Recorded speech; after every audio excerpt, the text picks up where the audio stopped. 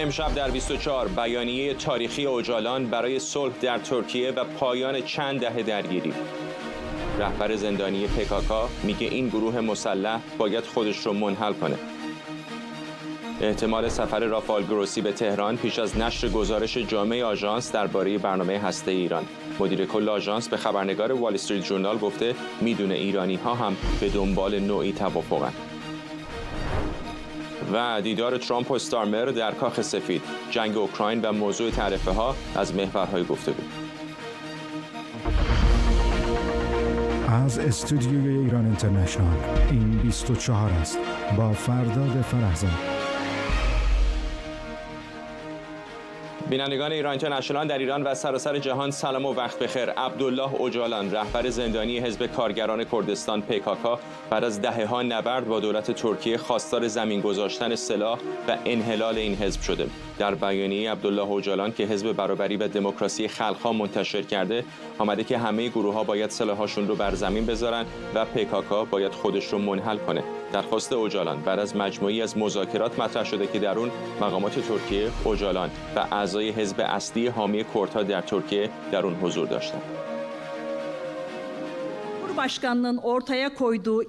در این فضایی که با اراده آقای رئیس جمهور و رویکرد مثبت سایر احزاب سیاسی نسبت به فراخوان مورد بحث ایجاد شده، من خواستار زمین گذاشتن سلاح و بر عهده گرفتن مسئولیت تاریخی این فراخوان هستم. همانطور که هر جامعه و حزب معاصری که موجودیتش با زور به پایان نیفته و داوطلبانه اسلحه خود رو بر زمین میگذاره، کنگره خود رو برگزار کنید و برای ادغام با دولت و جامعه تصمیم بگیرید. همه گروه‌ها باید سلاح‌های خود رو بر زمین بگذارند و PKK هم باید خودش رو منحل کنه. شکریا برادوس، پژوهشگر امنیت بین‌الملل و سیاست خارجی از واشنگتن به ما پیوسته. خانم برادوس، چه شد که به اینجا رسید حزب پکاکا بعد از 40 سال مبارزه مداوم با دولت مرکزی ترکیه؟ به نظر من هم دولت ترکیه هم PKK به این نتیجه رسیدن که مراحلی که خود اوجالان در استیتمنت یا بیانیه‌ای که فرستاده داره در موردش صحبت میکنه که ما الان در یک مرحله دیگری هستیم، مرحله‌ای که الان بیشتر از طریق پلیتیک یا سیاست بدون سلاح میتونیم این موضوع کرد در ترکیه رو و خواسته هاشون رو به نتیجه برسونیم و این فراموش نکنیم این پروسه با پیشقدمی رهبر حزب رادیکال ملیگرای ترکیه باهچلی شروع شد. وقتی که در پارلمان ترکیه اومد به اعضای حزب کرد اومد باهاشون دست داد و این پروسه رو شروع کرد و قدمی که از طرف حزب رادیکال نشنالیسم که شروع شد متفاوت از یک مرحله قبلی هم میدونیم. خب این پروسه بوده که بخوان یک آشی، یک صلحی بین PKK و دولت ترکیه اجرا بشه. این قدم وقتی که از طرف این حزب میاد به نظر من چند تا موضوع رو برای ما آشکارا میکنه که ترکیه به دنبال چیه. ترکیه به عنوان دولتی که الان از قدرت در خاورمیانه که شکست خورده بود، سعی کرده بود قدرتش رو بعد از بهار عربی بیشتر کنه، شکست خورده، ولی الان با کنترلش در سوریه این فرصت رو داره که بشه یک قدرت منطقه‌ای دوباره و اون قدرت چند نظامی اقتصادی بتونه نقش بازی کنه. موضوع مشکلی که ترکیه داره تا بتونه اون قدرت رو به دست بیاره یا اون عثمانی رو در منطقه قرار بده، موضوع کردهاست. جمعیتی که بیش از 20 میلیون نفر هستن. ترکیه در اول سعی کرد سیاست اسیمیلیشن، یعنی از بین بردن هویت کردها در این کشور از دوره آتاتورک شروع شد. سعی کرد انکار کنه که وجود چنین ملتی رو در این کشور و بعد از بیش از 40 سال جنگ و فهمیدن که بدون حل این موضوع ترکیه نمیتونه اون قدرتی که میخواد به دست بیاره. بس کردها همیشه کارتی بودن علیه قدرت گرفتن ترکیه. حالا این کارت توسط اروپایی استفاده شده، توسط ایران استفاده شده و توسط کشورهای منطقه. با دانستن چنین چیزی به نظر من احزاب ملیگرای رادیکال ترکیه به این نتیجه رسیدن که کردها واقعیت جامعه ترکیه هستن و باید به راه حلی براش برسن. در مورد PKK به نظر من الان موضوعی که PKK بعد از 40 سال اگر جنگ PKK نبود، جنگ با اسلحه نبود، اون حالت دفاعی که اینجا هم ثابت میکنه گفته اوجالان که جنگ کردها شروع کردن با اسلحه بیشتر حالت دفاعی و ماندن سروایوال تا بیشتر حمله بوده. وقتی که اگر 40 سال این جنگ ادامه پیدا نمیکرد الان به این این نتیجه نمی‌رسیدن که امروز کردها در ترکیه صدای بلندتری داشته باشند و اینکه همونطور که گفتم یک حزب رادیکال ملی‌گرا بیاد اعتراف کنه با وجود چنین موضوعی، چون که چیزی که دولت ترکیه و سیاستمدارای ترکیه انتظار داشتن این که کاملا منحل کنن وجود چنین ملتی رو و اون رو در داخل ترک بودنشون، زبانشون، فرهنگشون رو کاملا از بین ببرن. ترکیه به نظر PKK به عنوان یک نیروی نظامی تونست اون راه رو با موفقیت تا امروز برسونه، ولی امروز که دولت ترکیه با دولت ایران و عراق و سوریه تفاوتی داره. در پارلمانش از نظر سیاسی گروه‌های کرد میتونن شرکت کنن، چیزی که خب تمام کردها در بقیه خاورمیانه دوست دارن چنین پروسه‌ای وجود داشته باشه. شما از نظر سیاسی بتونید وارد بحث سیاست و اون کشور بشه که در اون زندگی میکنید و پیام اوجالان به نظر من آشکارا در مورد این داره صحبت میکنه.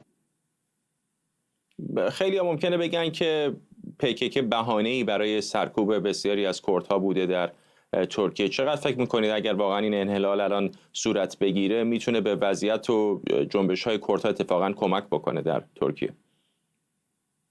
ببینید در مورد این که باعث سرکوب کردها در ترکیه شده هم که توضیح دادم، اگر PKK نبود مطمئنا امروز موضوع کردها انقدر به این مرحله نمی‌رسید که همونطور که گفتم اعتراف دولت‌های مقامات سیاسی ترکیه که باید این موضوع رو بهش رسیدگی بشه و حقوق کردها در ترکیه داده بشه. پس اون مبارزه‌ای که PKK کرده بود باعث شده که الان دیگه اگر سلاح رو هم زمین بذارن، شما در داخل خود ترکیه که در سال‌های تصویراتی اگه در مورد نوروز سال‌های 90 80 جلوی چشم بذاریم، با اون تانک‌ها جلوی فقط یک جشن نوروزی کردها رو می‌گرفتن، اون کشتاری که در ترکیه صورت می‌گرفت و اون حتی خفقانی که در مورد زبان کردی صحبت کردن، بچه‌هایی که در مدرسه 6 ساله نمی‌تونستن کردی صحبت کنن یا در مساجد در هیچ جای کردی صحبت کردن اجازه داده نمیشه و قدغن بود. ولی امروز شما در خیابان‌های ترکیه وقتی که اسم رهبر گروه PKK اوجالان رو میارن، با میلیون‌ها نفر دارن پرچم PKK و اسم اوجالان رو بالا میبرن و سخن گفتن در به زبان کردی و تمام حقوقی که کردها میخوان رو در خیابان‌های ترکیه شما دارید می‌بینید. این دیگه در کوههای قندیل نیست، در داخل خود ترکیه و این به نظر من نظر تاکتیک استراتژی که یک حزب بخواد بهش موفقیت رسیده. ولی در مورد اینکه PKK باعث شده کردهای بقیه مناطق به نظر من اینجا موضوع بحث دیگری است، نه در داخل ترکیه. در مورد سوریه خب ترکیه به بهانه اینکه کردهای سوریه قسمتی از SDF یا قصده گروه نیروهای کرد در سوریه رو قسمتی از PKK دونسته و میخواد به شمال سوریه به روش‌آوا حمله کنه، الان اینجا این بهانه از ترکیه گرفته میشه، چون که اینجا خود مظلوم عبدی امروز در نشستی که داشته از طریق یک آنلاین با ویدیویی در واشنگتن در مورد صحبت کرده. این سخن اوجالان فقط در مورد PKK و کردهای ترکیه است. پس اینجا راه کردهای ترکیه رو با سوریه جدا میکنه و این راه رو برای اینکه کردهای سوریه رو از حملات ترکیه در امان بذاره به نظر من باز میکنه. در مورد کردهای عراق همچون که در حضور PKK در کردستان عراق یک بهانه‌ای به ترکیه داده بود تا خیلی از پایگاه نظامیشو در داخل کردستان عراق اونجا بذاره، الان با این بیانیه یا اگر به این نتیجه برسن که PKK سلاحاشو زمین بذاره، اون بهانه رو از ترکیه میگیره که در تا داخل خاک کردستان عراق پیشروی شد یه معنی کنه، چیزی که الان هم رهبران کردستان عراق از این بیانیه اوجالان و از این پروسه صلح و آشتی بین PKK و ترکیه استقبال کردن، چون که مشکلی که الان در کردستان عراق هست، کردهای عراق نمیخوان با PKK وارد جنگ بشن و اشتباه کردها در تاریخ رو جنگ خونین بین کردها رو تکرار کنن و اینکه از یه طرف هم نمیتونن ترکیه که بهش وابسته است از نظر فروش نفت و اقتصاد رو باهاش دشمنی داشته باشن یا مشکلی داشته باشن. این موضوع در مورد کردهای دیگه به نظر من اینجاست که تاثیرگذاره. در مورد کردهای ایران هم چون که خب جمهوری اسلامی سعی کرده بود با استفاده از PKK یا به هم زدن هر گونه صلحی بین PKK و ترکیه راه رو برای این باز کنه که فوکوس یا تمرکز کردهای ایران بیشتر به طرف مبارزه با ترکیه باشه. اینجا هم گروهایی مثل پژاک که خب مطمئنا هم فکر PKK هستن، نه خودشون اعلام میکنن که ما از در ایدئولوژی هم فکر هستیم، نه اینکه وابسته به تمام اوامر PKK باشیم. اینجا بیشتر تمرکز و مبارزه این گروه‌ها و این اشخاص بیشتر علیه جمهوری اسلامی خواهد بود. ممنونم از شما. شکریه برادوس، پژوهشگر امنیت بین‌الملل و سیاست خارجی از واشنگتن با ما. رافال گروسی مدیر کل آژانس بین‌المللی انرژی اتمی به خبرنگار وال استریت ژورنال گفته سفر او به تهران پیش از انتشار گزارش جامع این نهاد درباره فعالیت‌های هسته‌ای ایران ایده خوبیه. گروسی تاکید کرده تا به حال هیچ گفتگوی مستقیمی با دولت ترامپ درباره پرونده هسته ایران نداشته، اما امیدوار این وضعیت به زودی تغییر کنه. او وجود هر گونه کانال مخفی میان ایران و آمریکا را رد کرده.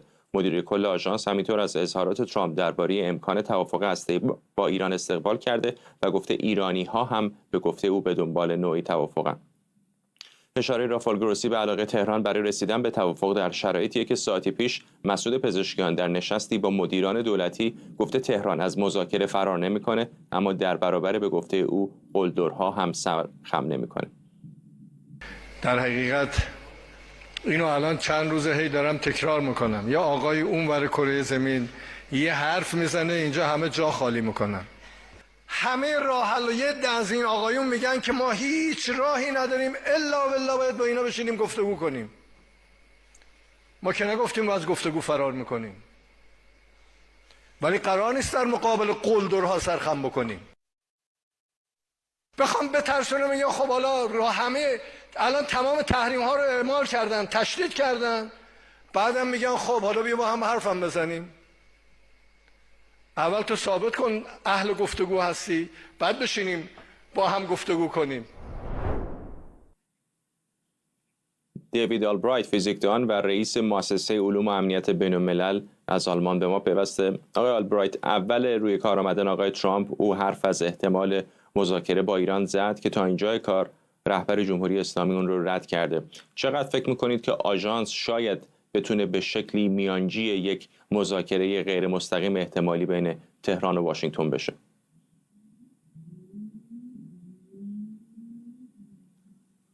نه، فکر نمی کنم که بتونن و فکر نمی کنم که آژانس چنین کار رو بخواد بکنه، برای اینکه این خارج از حیطه وظایف آژانس قرار میگیره.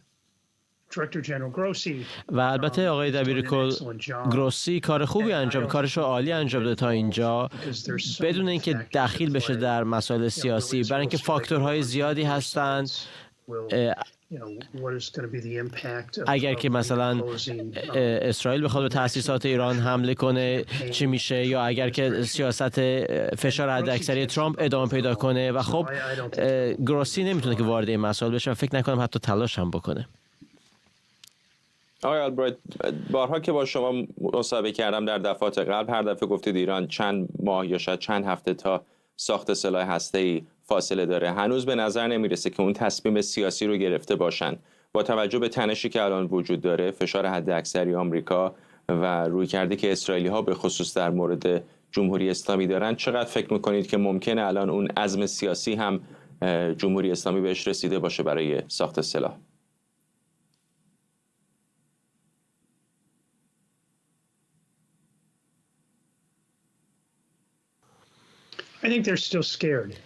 فکر میکنم خیلی ترسیدن و نگرانتر یا بیمناکتر از اون باشن که بخوان چنین تصمیمی رو الان بگیرن و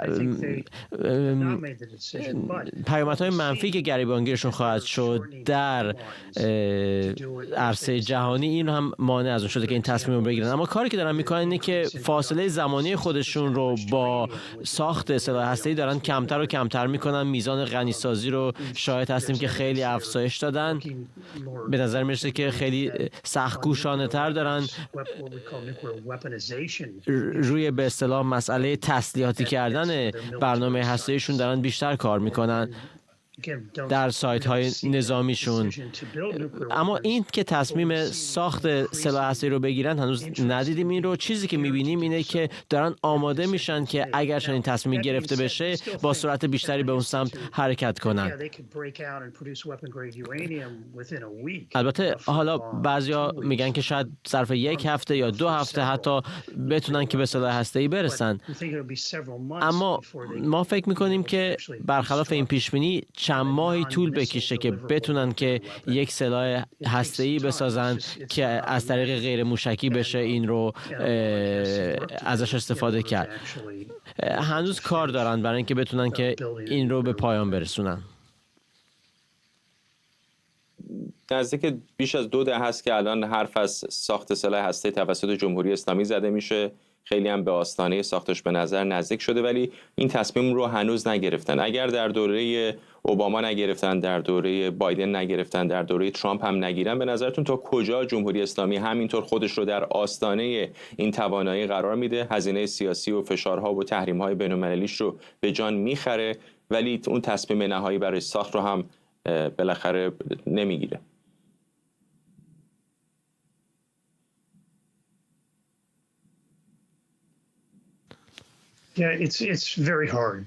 خیلی سخته برای اینکه برنامه هسته اونها از اوایل دهه 2000 میلادی با جدیت به سمت بحث نظامی رفت و خب اونجا خیلی فاصله داشتن هنوز برای اینکه به اورانیوم سطح نظامی برسن و خب اونجا خیلی ترس داشتن برای اینکه آمریکا وارد عراق شده بود در جوار ایران، بنابراین در یک برنامه سطح پایین‌تری در مقیاس کوچکتری ادامه دادن به غنی‌سازی و حالا بعد از بیش از 20 سال می‌بینیم که به نقطه‌ای رسیدن که برای اولین بار میتونن که سلاح هسته‌ای رو واقعا بسازن.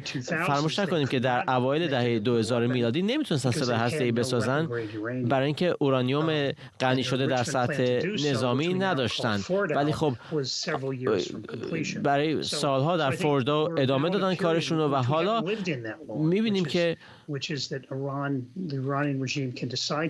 رژیم ایران اگر بخواد تصمیم بگیره که سلاح هسته‌ای بسازه، اون وقت فاصله زمانی خیلی کمی خواهد داشت با اون هدف و یکی از چیزهای نگران کننده میتونه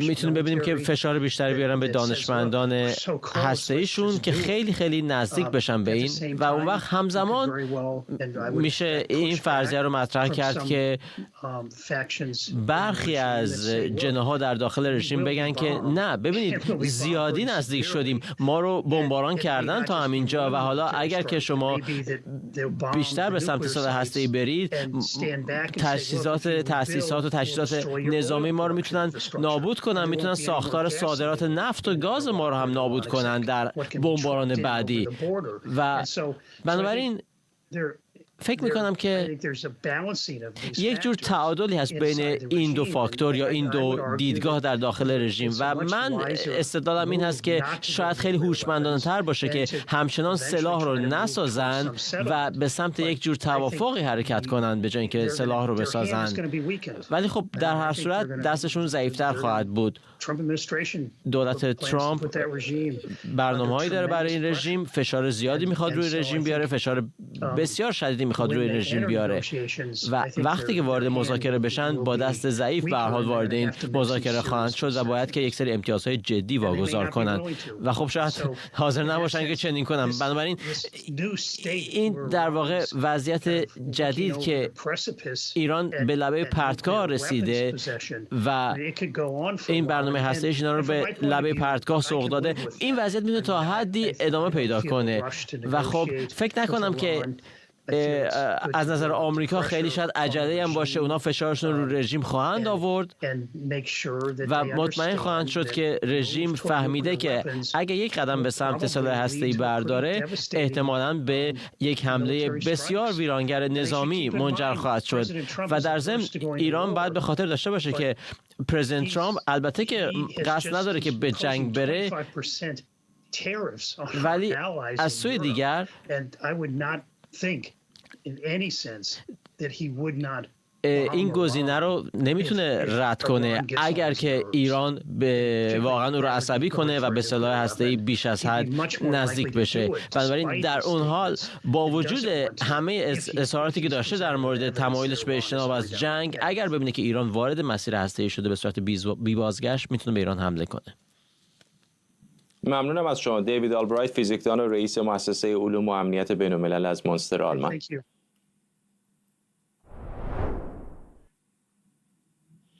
دونالد ترامپ رئیس جمهوری آمریکا و کیر استارمر نخست وزیر بریتانیا پنجشنبه در کاخ سفید برای نخستین بار از زمان آغاز به کار دولت جدید آمریکا دیدار کردند. این نشست در شرایطی برگزار شده که ترامپ سیاست‌های واشنگتن در قبال اوکراین، خاورمیانه و تجارت با اروپا رو دگرگون کرده. آقای استارمر بعد از امانوئل مکرون دومین رهبر اروپایی که در این هفته با ترامپ ملاقات میکنه. نزدیکی ترامپ به مسکو و انتقاد از ولادیمیر زلنسکی رئیس جمهوری اوکراین نگرانی متحدان اروپایی رو برانگیخته. اجازه بدید همین الان بریم به کاخ سفید. تصاویر زنده داریم از دیدار کیر استارمر نخست وزیر بریتانیا و دونالد ترامپ. اجازه بدید به بخشی از صحبت‌هاشون گوش بدیم. Different countries, including our friends, friend and foe.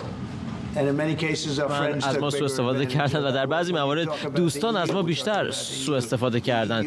داریم از اتحادیه اروپا صحبت میکنیم. اتحادیه اروپا واقعا با ما بد کرده و من خب یک رئیس جمهور متفاوتی هستم.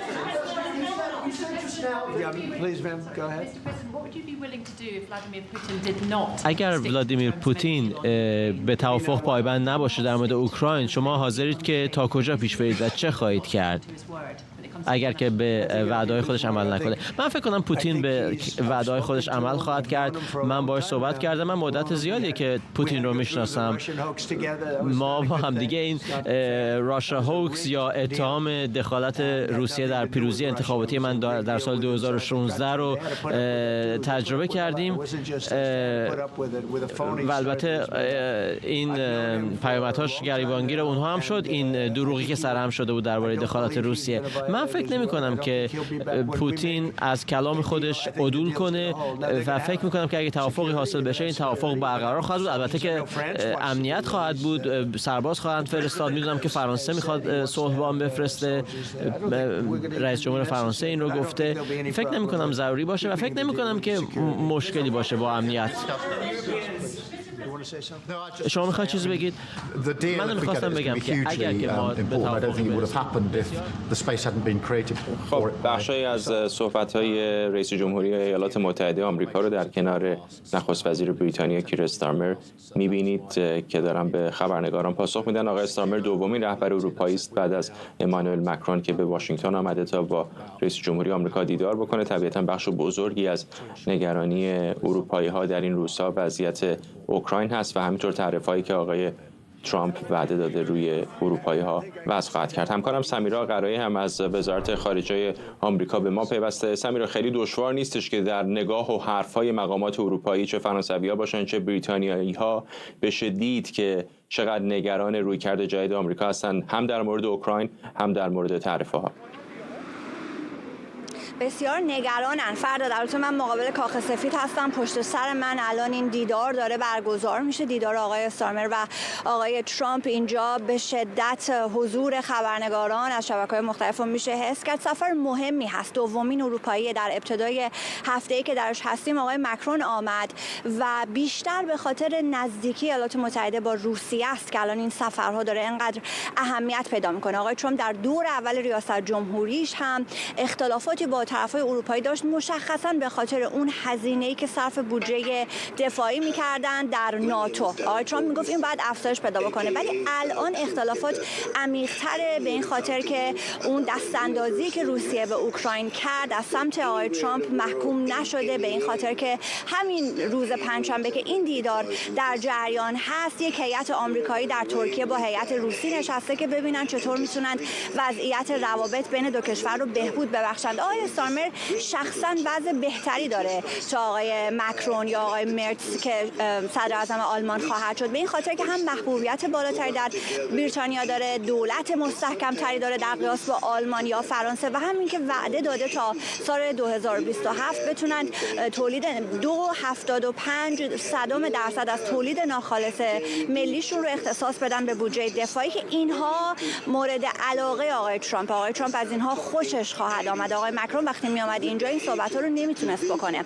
آقای استارمر فرداد الان در وضعیت بهتری قرار داره. قطعا راجع به اوکراین و زلنسکی صحبت خواهند کرد. خود آقای زلنسکی هم فردا اینجا قرار هست که مهمان آقای ترامپ باشه. باید ببینیم که سرانجام این توافق صلح، الان هم در صحبت آقای ترامپ شنیدیم که ضمانت امنیتی میگه وجود خواهد داشت. این ضمانت امنیتی بسیار مهم است در رابطه با صلح. اروپایی‌ها دنبال این هستند که ضمانتی وجود داشته باشه. خود اوکراین هم تا روسیه مجددا این کار رو انجام نده. آقای ترامپ پیشتر گفته بود ضمانتی نخواهد داد. الان باز داشت در این کنفرانس خبری میگفت که ضمانت در کار خواهد بود. باید ببینیم که این نشست‌های روسیه و ایالات متحده کی از این تمرکز بر خودمون دوتا در خواهد آمد و بیشتر متوجه اوکراین خواهد شد.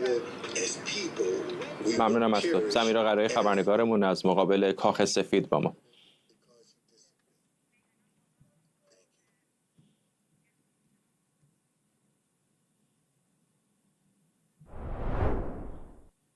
آرش عزیزی، نویسنده و پژوهشگر تاریخ از بوستون، و شهران تبری، تحلیلگر سیاسی و روزنامه‌نگار از لندن با ما هستن. با خانم تبری شروع می‌کنم.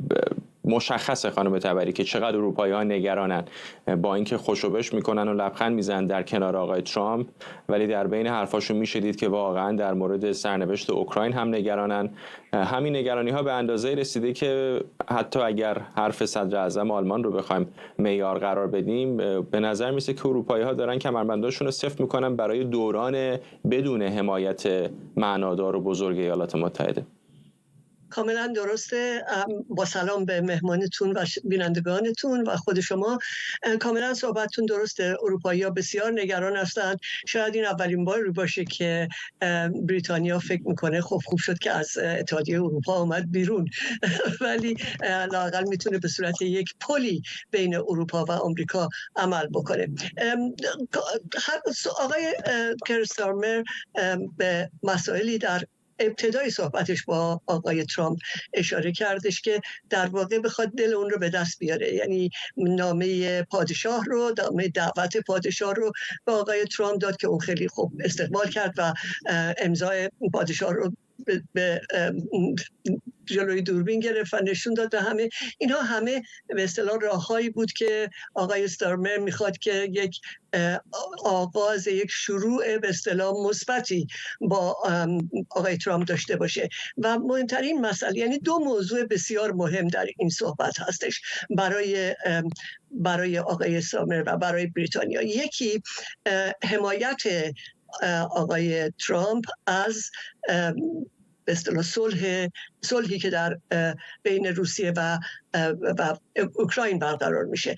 بریتانیا به همراه اروپایی‌ها قبول کردن که 30,000 سرباز در اونجا مستقر کنن برای پاسداری از صلح. ولی آقای استارمر و اروپایی‌ها البته اصرار دارن که آمریکا، آقای ترامپ قبول بکنه که یک حمایتی از این قضیه بکنه. یعنی اگر روسیه حمله کردش یا تجاوزی خواست بکنه، اون وقت نه اینکه سرباز روی زمین داشته باشه، بلکه حالا از هوایی یا از مراکز دیگه بتونه از سربازهای اروپایی که در اونجا مستقر هستن حمایت بکنه. چرا؟ برای اینکه اروپا اون مرز رو مرز خودش میدونه، مرز اوکراین، مرز با کشورهای بالتیک و بعد کشورهای دیگه‌ای که هم مرز هستن با اروپا، در واقع مرز کشورهای اروپایی و برای اروپا این صلح و امنیت بسیار بسیار مهمه.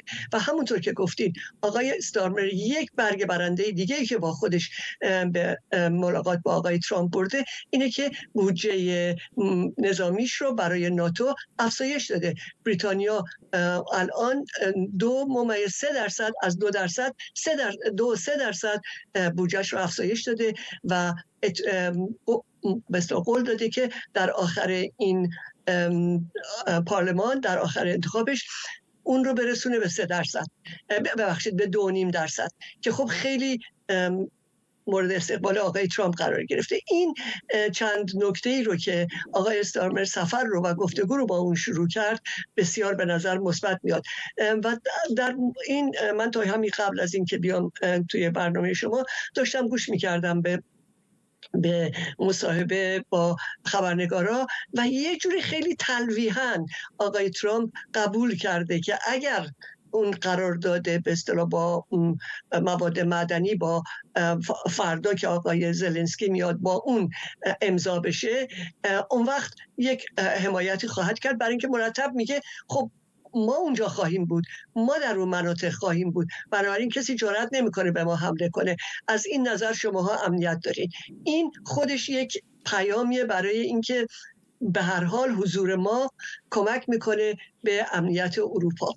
حالا موضوع دیگه ای که آقای استارمر میخواد راجبش صحبت کنه مسئله تعرفه هاست. همونطور که میدونین آمریکا خیلی از دست اروپا عصبانیه و میخواد این تعرفه ها رو وضع کنه، برای اینکه خب اروپا اپل رو مجازات کرده، گوگل رو جریمه کرده، اینا همه برای آمریکا هزینه برداشته ولی بریتانیا از این موضوع خوشبختانه حالا به کنار مونده، ولی باز هم گفتگو درباره تعرفه ها برای بریتانیا بسیار بسیار مهمه، چون وضع اقتصادی بریتانیا در بهترین شکلش نیست و الان یکی از مسائلی که برای بریتانیا بسیار اهمیت داره اینه که توسعه داشته باشه و این توسعه اتفاق نمیفته اگر که بخواد تعرفه ها رو آمریکا وضع بکنه. بنابراین ولی در این حال بریتانیا در آمریکا سرمایه‌گذاری‌های زیادی داره و این به هر حال اهرم‌های زیادی داره برای اینکه با آقای ترامپ گفتگو بکنه، ولی البته یه مقدار شیرینی هم باید به اون اضافه کنه که بتونه دل آقای ترامپ رو به دست بیاره. آقای عزیزی، با توجه به وابستگی امنیتی و استراتژیک به خصوص بعد از جنگ جهانی دوم و در دوران جنگ سردی که اروپایی‌ها به ایالات متحده آمریکا داشتن، از دکترین ترومن بگیرید، طرح مارشال بگیرید، خود ناتو بگیرید، واقعا چقدر عملگرایانه هست به نظرتون این که اروپایی‌ها نگاه به داخل داشته باشند به جای غرب اقیانوس اطلس به ایالات متحده آمریکا، یا بیشتر یک لفاظی است که نتیجه احساسات فعلی است که در واکنش به حرف‌های آقای ترامپ داره نشأت میگیره ازش؟ ببینید، نه، به نظر من فرای لفاظی است. ما اگه برگردیم آقای امانوئل ماکرون 8 سال قبل در سال 2017 در یک سخنرانی معروفی صحبت همین استقلال اروپا رو، یا حالا میشه گفتش که کلمه‌ای که خیلی محبوب بود در اون موقع خودمختاری راهبردی اروپا رو بود. یعنی معنی نه که اروپایی‌ها علیه آمریکا باشن، اما اینکه دنبال یک نوع خودمختاری راهبردی باشن، بتونن مستقلانه عمل بکنند رو مطرح کرد آقای ماکرون و به نظرم امروز بیش از پیش این رو در اروپا می‌بینید. ببینید، ما باید واقعاً با این واقعیت روبرو بشیم که دوره دوم آقای ترامپ یک اتفاق کوچکی نیست و فقط هم آقای ترامپ نیست. بخش عمده‌ای از حزب جمهوری‌خواه الان برگشتن به اون سنتی که من میتونم بگم این ادامه سنت قدیمی انزواگرایی در آمریکاست که لزوما انزواگرایی هم نیست. حالا این بحث پیچیده میشه از جهاتی. من آقای ترامپ رو با ویلیام مکینلی مقایسه می‌کنم، رئیس جمهور جمهوری‌خواه اوایل قرن 20 که دست به تعرفه زد و هم گسترش طلبی، یعنی کسی بود که پورتوریکو، کوبا،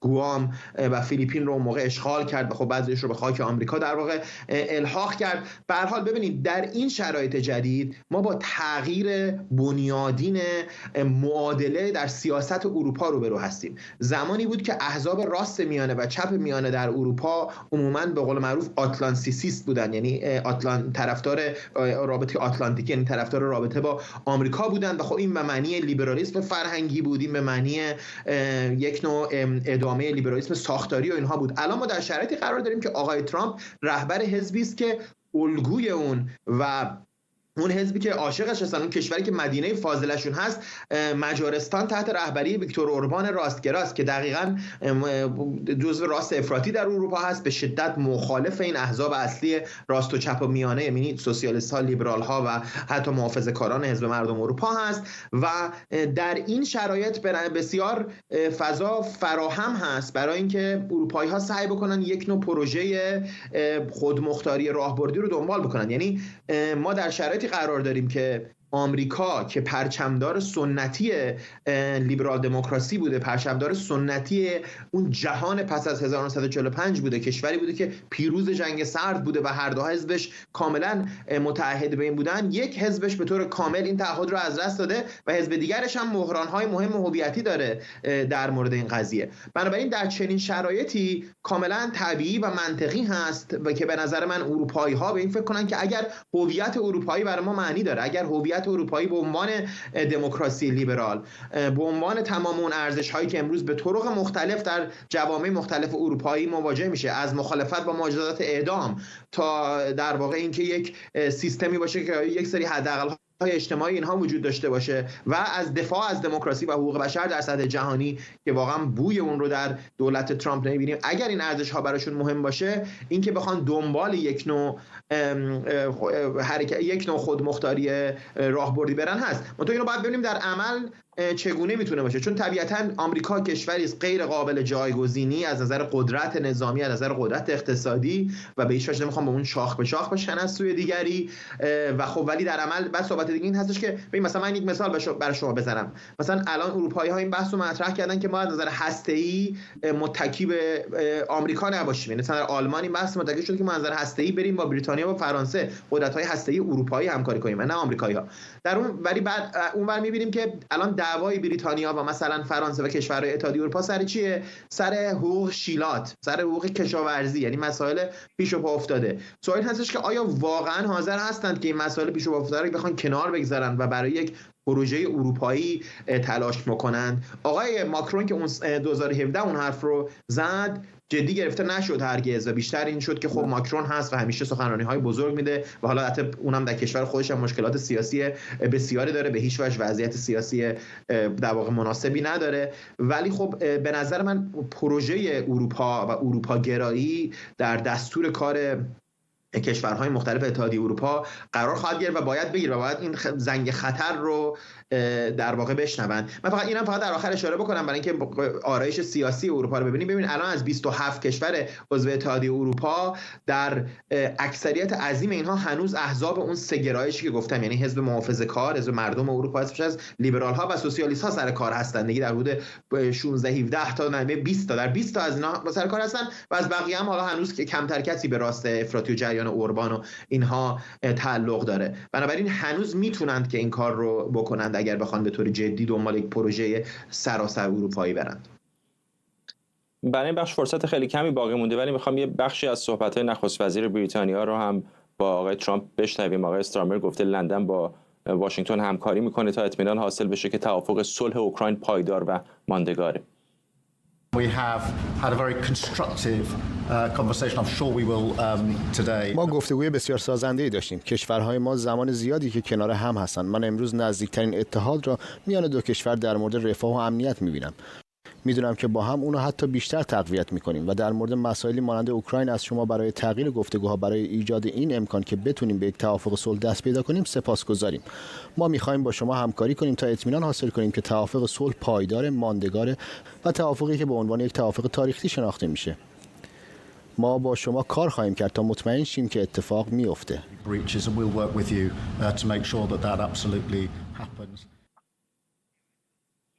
حالا تبری به گمانم موقعیت بریتانیا در مقایسه با کشورهای اروپای قاره‌ای خب خیلی متفاوته. خیلی ها روابط آمریکا و بریتانیا رو روابط ویژه توصیف میکنن و خب خود بریتانیا هم الان از اتحادیه اروپا آمده بیرون، شاید اون اهرم‌های قدیمی رو نداره، ولی در این تنش فعلی، در این فصل جدید روابط دو سوی اقیانوس اطلس نقش بریتانیا رو کجا می‌بینید؟ آیا اصلا نقشی میشه واسش متصور شد؟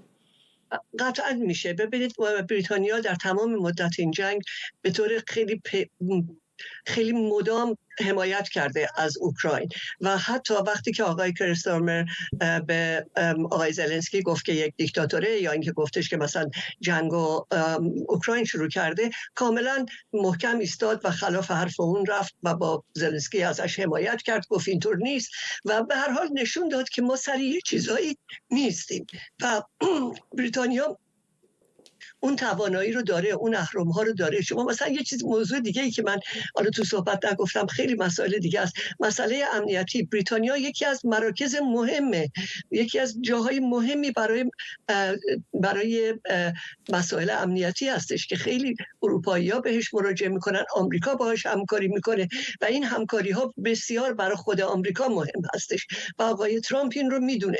بنابراین من فکر میکنم که بریتانیا حالا گذشته گذشته از زبان و فرهنگ و همه چیزی که مشترک هست با آمریکا که اینا گفتم اینا در واقع شیرینی قضایا هست، ولی در سر مسائل اساسی هم بریتانیا اهرم‌های قوی داره، اهرم‌هایی که مثلا ببینید از وقتی که از اتحادیه اروپا خارج شده واقعا اروپا وابسته است به اطلاعات امنیتی بریتانیا و این آمریکا هم همینطور و این خودش خیلی مهم هستش که در این زمینه‌ها میتونن با هم دیگه کار بکنن و علاوه بر اینها بریتانیا به هر حال یک کشوری هستش که همونطور که میدونید با سابقه و غیر و ذالک میتونه در یه جاهایی بیسته و از آقای ترامپ بخواد که اونچه که بریتانیا میگه گردن بزنه، مثل همین پشتیبانی از جنگ از صلح در اوکراین و حالا مسائل خاورمیانه و غیره و اینها هم پیش میاد. در اونجا هم بریتانیا نقش مهمی بازی خواهد کرد به نظر من، برای اینکه از هر کشور دیگه در این منطقه منافع و شناخت و ارتباطهای وسیعی داره. بنابراین تمام اینها رو در مجموع بریتانیا ازشون استفاده خواهد کرد. در مورد تعرفه ها هم بریتانیا کمترین تجارت رو با آمریکا داره نسبت به کشورهای اروپایی، یعنی صادرات بریتانیا اونقدری نیست که بخواد آقای ترامپ فکر کنه که اگه از تعرفه هاش بگذره زیان زیادی به آمریکا خواهد خورد. بنابراین من انتظار دارم، یعنی در اینجا انتظار میره که آقای ترامپ با یه دست پری هم برای بریتانیا و هم برای اروپا و همینطور برای صلح در اروپا و صلح اوکراین از این ملاقات برگرده. حالا آقای ترامپ برای دعوت پادشاه بریتانیا رو هم قبول کرد. نمیدونم دیدین اونجا از جیب گذاشت تو جیبش دعوت و خیلی گفت بسیار زیباست و بسیار عالیه، تعریف کرد از پادشاه بریتانیا و در اونجا هم باز دوباره مسائل روابط باز بیشتر گره خواهد خورد به هم دیگه.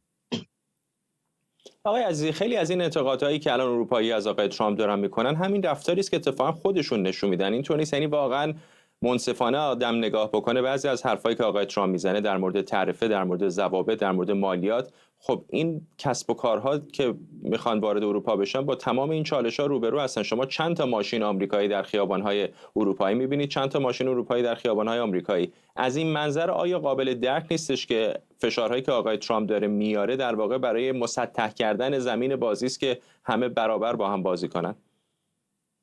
ببینین، ما قضیه است که شما ماهیت این قضیه رو چگونه ببینین. شما آیا فکر میکنید که یک جهانی وجود داره، جهانی که بعد 1945 ساخته شده و در پایان جنگ سرد بعد از 1991 دوباره بازسازی شده و در اون این ارتباط آمریکا و اروپا سنگ بنای یک نظم جهانی هست و شما یک دعوایی در اون خانوادگی میبینید سر حالا چقدر ماشین فروخته بشه، چقدر محصولات کشاورزی فروخته بشه اینها، یا نه با اروپا برخورد میکنید مثل هر کشور دیگری، مثلا هند یا کشورهای دیگری که کاملا بیرون از این در واقع ائتلاف هستن و اون جایگاهی براتون نداره، یا مثلا مثل روسیه، یعنی حتی روسیه‌ای که این تجاوز رو به خاک اروپا انجام داده رو باشون گونه برخورد میکنیم. ما در شرایطی قرار داریم که آقای ترامپ در واقع با پوتین میره و میشینه صحبت میکنه و اون صحبت‌های سخیف رو علیه اوکراین و رئیس جمهور اون انجام میده و کاملا در واقع این گونه در مورد اروپا برخورد میکنه. بنابراین این که به طور مشخص حالا این دعوای اقتصادی آیا یک محق بودنی آمریکا درون هست یا نه و این میتونه درون مثلا یک این مسئله است که مثلا در بین وزرای بازرگانی و اینها میتونه حل بشه و احتمالاً اروپایی‌ها هم حاضر به خیلی امتیاز دادن ها هستن، یا اون خواستای سنتی آقای ترامپ که مثلا ناتو اون حداقل خرج نظامی کشورها به اون حداقل ناتو که 2% تعیین کرده برسه، یا حتی الان میخوان 4-5% بکنن به اون مقدار برسه. اینها به عنوان درون بلوکی میتونه مطرح باشه. ولی ما با رئیس جمهوری در آمریکا الان مواجه هستیم که شما ببینید به کانادا رو که متحدش در ناتو هست تهدید به اشغال کرده، خاک گرونلند رو که بخش از خاک دانمارک تهدید به اشغال کرده. در مورد مهمترین و محوری ترین مسئله که اوکراین باشه این برخورد رو داشته و اون نزدیکی رو با پوتین انجام داده و اون حملات رو به زلنسکی انجام داده. بنابراین قضیه برای اروپا از این جهت هست که میگم هویتیست و وسیع‌تر است. و در ضمن نکته دیگری که فراموش نکنیم راجع به آرایش سیاسی در اروپا خیلی مهمه. من به شما عرض کردم ببینید مدت‌ها بود آقای اوباما وقتی که برگزیت داشت صورت می‌گرفت، آقای اوباما گفت اگه بریتانیا به خروج رای بده باید بره ته صف. الان ما آقای ونس میره در نشست مونیخ میگه چرا از احزاب ممنونم از شما آرش عزیزی و شهران تبری. ممنونم از هر دو شما و ممنون از شما که بیننده 24 بودید.